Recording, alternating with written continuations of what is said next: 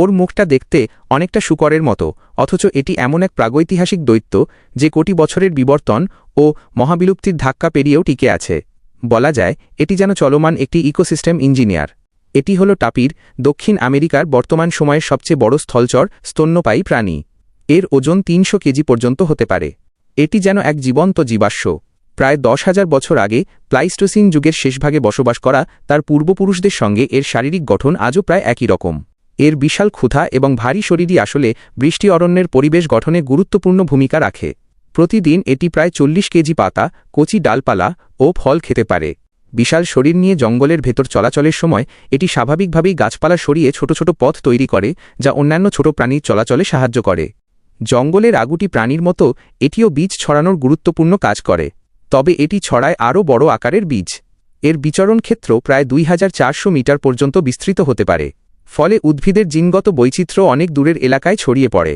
দেখতে শূকরের মতো হলেও জিনগত পরীক্ষায় দেখা গেছে এর আত্মীয়তা শূকরের সঙ্গে নয়, বরং ঘোড়া ও গন্ডারের সঙ্গে এর সম্পর্ক বেশি ঘনিষ্ঠ। এটি একজন দুর্দান্ত সাঁতারু। যখন বৃষ্টি অরণ্যের শীর্ষ শিকারী জাগুয়ার সামনে আসে, তখন পানিই হয়ে ওঠে এর একমাত্র নিরাপদ আশ্রয়। এটি কয়েক মিনিট পর্যন্ত শ্বাস বন্ধ রেখে পানির নিচে ডুব দিতে পারে। এর নাক ও উপরের ঠোঁট একসঙ্গে মিশে একটি ছোট, নমনীয় সুরের মতো অঙ্গ তৈরি করেছে।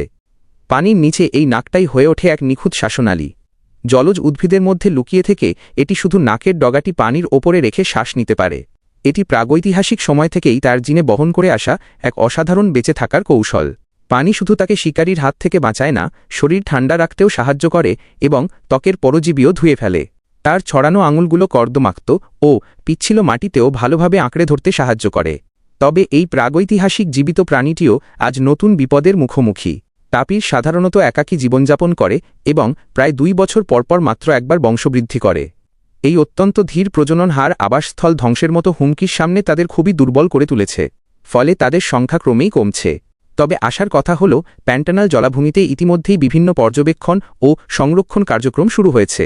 মানুষ এখন চেষ্টা করছে এই প্রাচীন, ধীরগতির অথচ অত্যন্ত গুরুত্বপূর্ণ বনের উদ্যানপালকটিকে পৃথিবী থেকে হারিয়ে যেতে না দিতে।